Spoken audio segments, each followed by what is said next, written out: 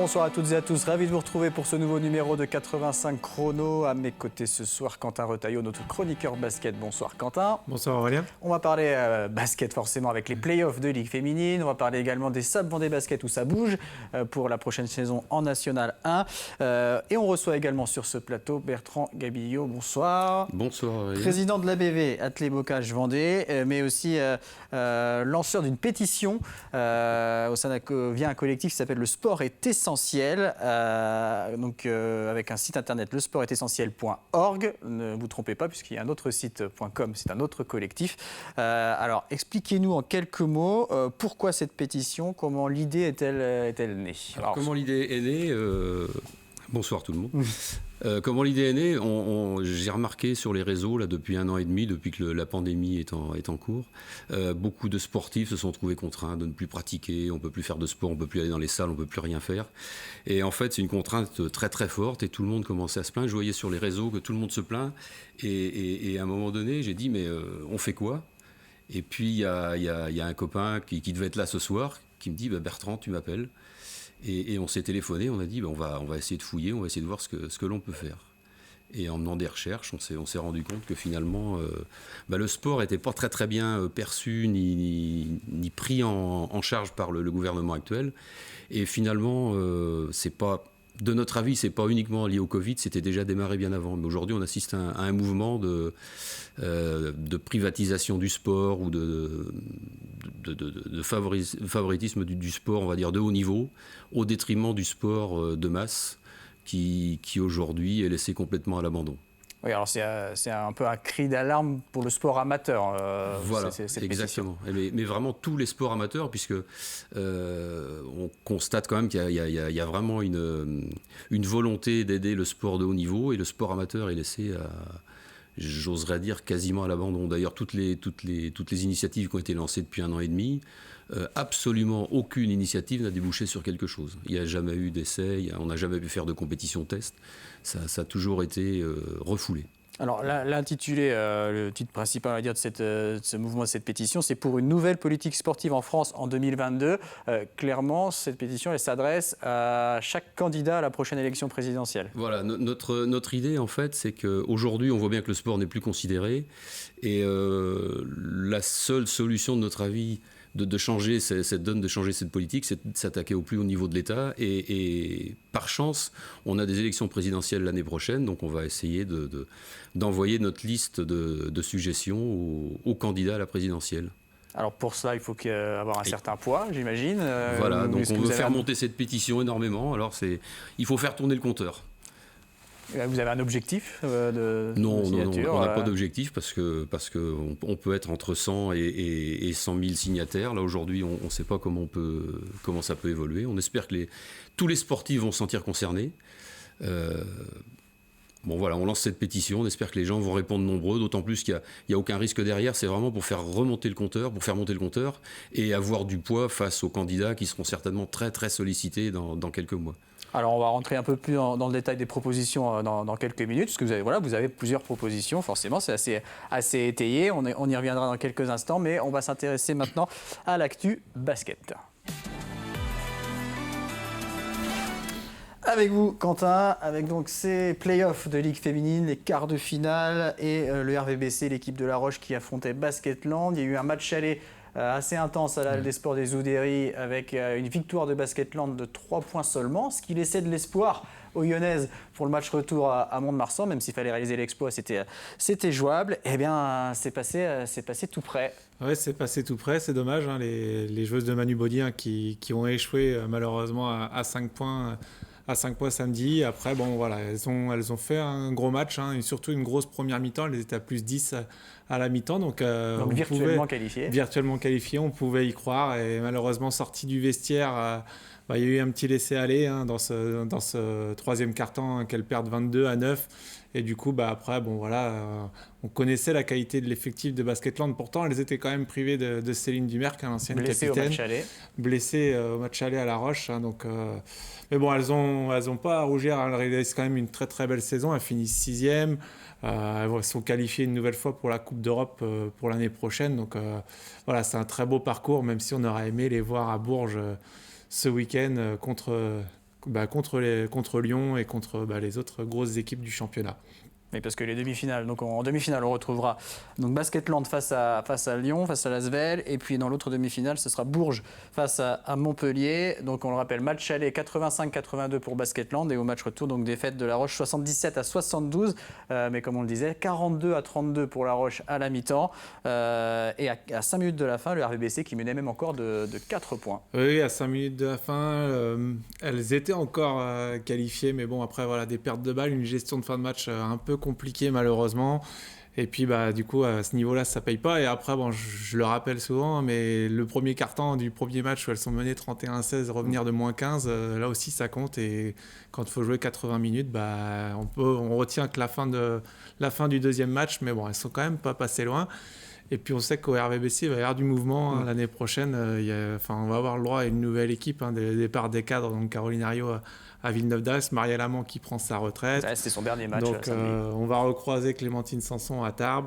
Et puis du coup, Higgins qui partira et Soana Lucé, on ne sait pas encore où. Mais bon, voilà, ça va bouger du côté du RVBC l'année prochaine. On a hâte de savoir la nouvelle équipe. Et puis on espère qu'elles réaliseront un si beau parcours. Donc dernier match de la carrière de Marielle Amand. Également fin de carrière pour Jackie Moreau, l'assistant coach, samedi à Mont-de-Marsan.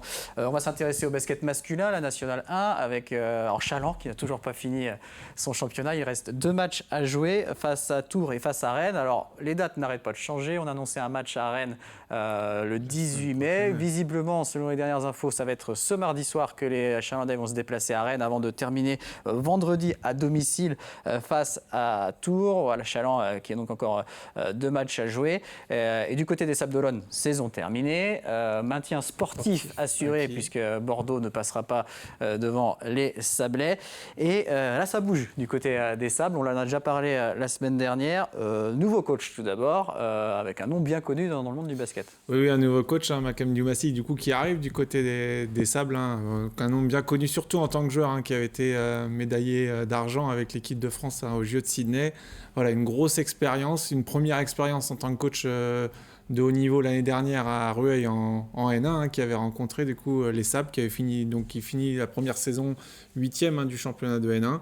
Donc voilà, il arrive au Sables, il va avoir en plus...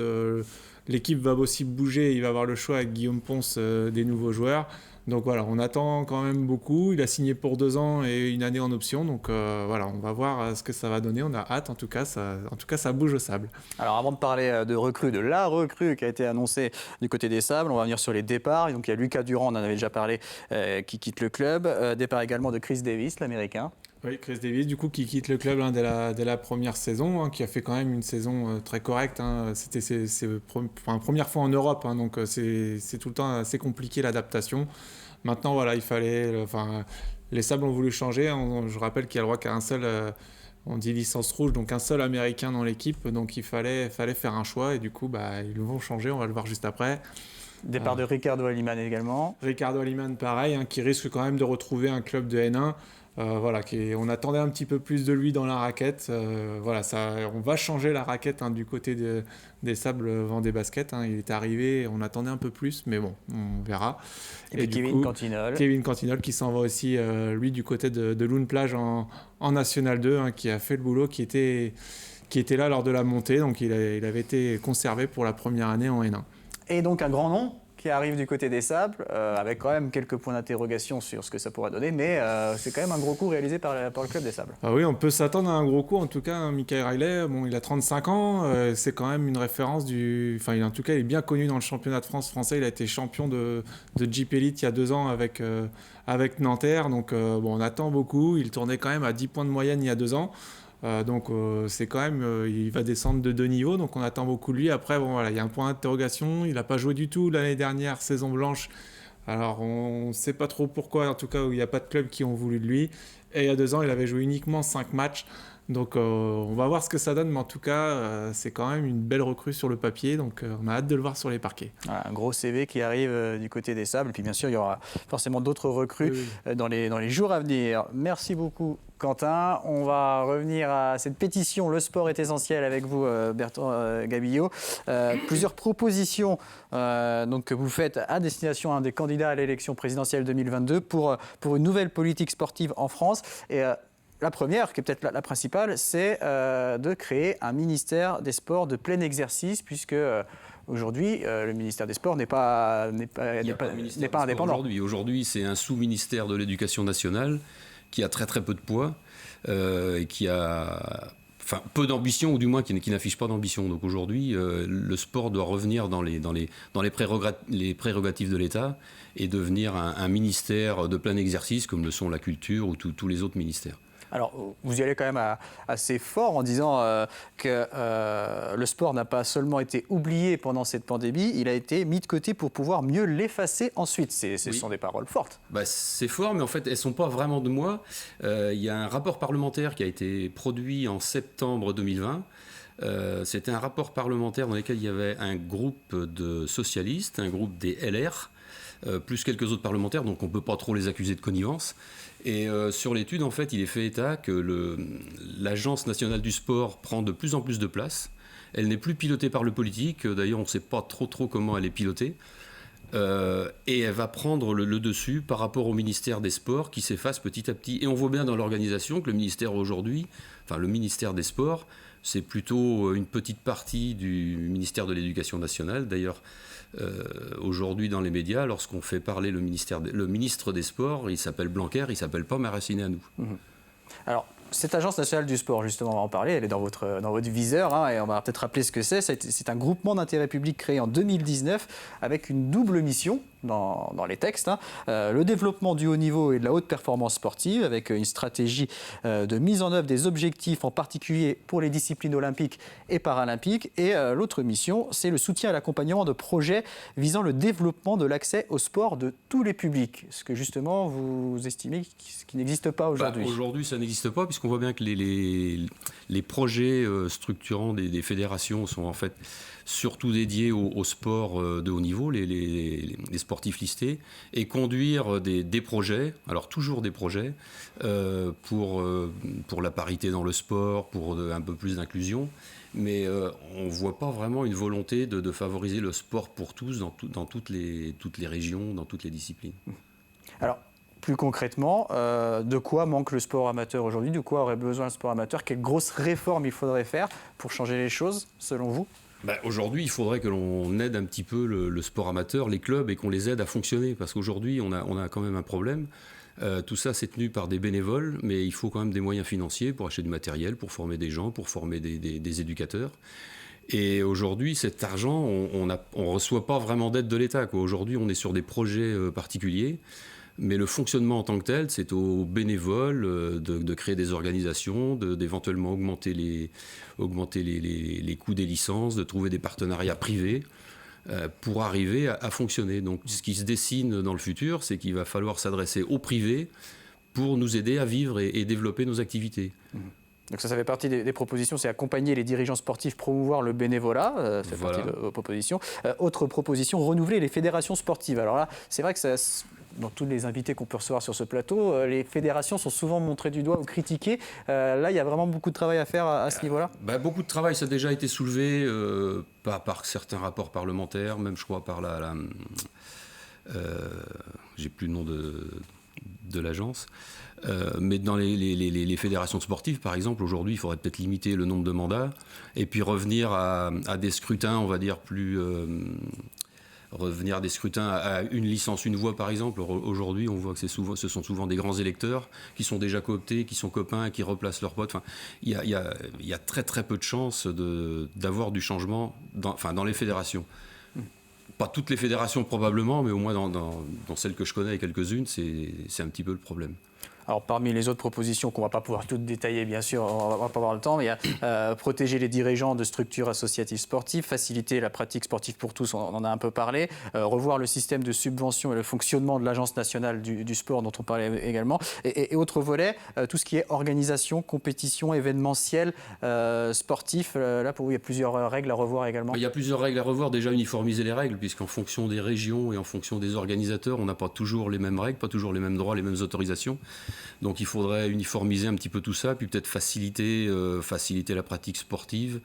Je prends en exemple les coureurs, par exemple, sur des trails. Ceux qui ne sont pas licenciés doivent avoir un certificat médical tous les ans. Enfin, c'est un petit peu compliqué.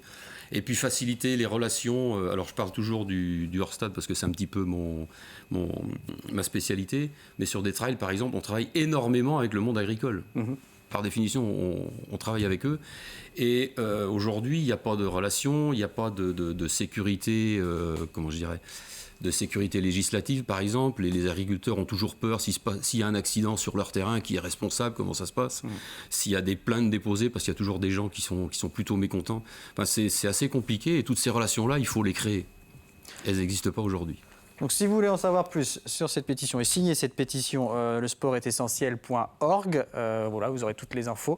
On parlera dans quelques instants de l'ABV et d'un événement à venir pour l'Athlé Bocage Vendée, mais deux petites infos en bref avec d'abord de la voile et un deuxième titre de championne d'Europe pour le duo Aloïse Retornaz et Camille Lecointre. Aloïse Retornaz qui est licenciée au sport nautique Sablé, c'était en 4,70, déjà titré en 2019. Le duo a donc récidivé la semaine dernière à Vilamoura au Portugal, de bon augure, 2 mois avant les JO de Tokyo, où Aloïse Retornaz et Camille Lecointre figureront parmi les favorites.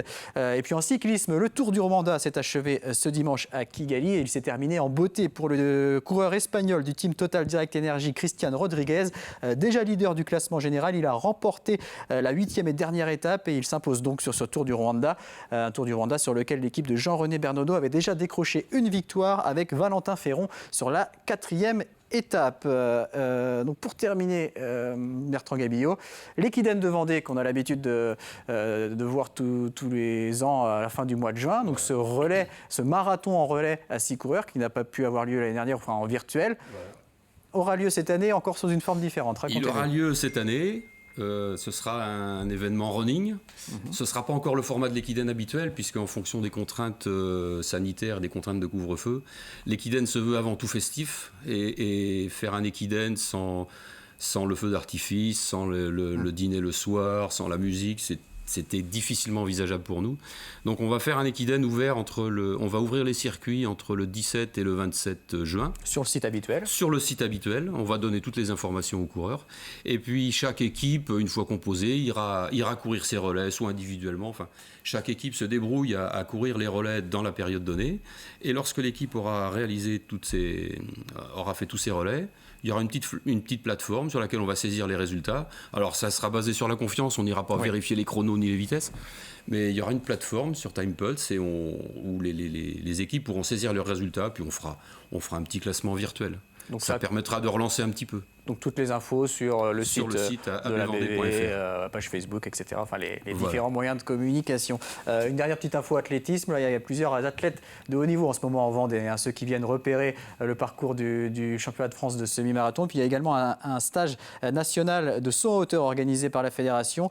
Le comité de Vendée et le SM Chaland accueillent plusieurs athlètes sur ce stage de jeudi à dimanche, avec notamment 2 concours officiels jeudi, concours féminin et masculin. On retrouvera notamment des sauteurs en hauteur au-delà de 2,20 m chez les hommes et 1,80 m chez les femmes. Merci beaucoup Bertrand Gabillot d'être venu nous rendre visite. Merci Quentin. Merci Aurélien. À bientôt pour parler basket, peut-être encore un peu, pour faire un petit bilan de saison avec d'autres invités. Merci à vous de nous avoir suivis et je vous donne rendez-vous lundi prochain pour un nouveau 85 chrono.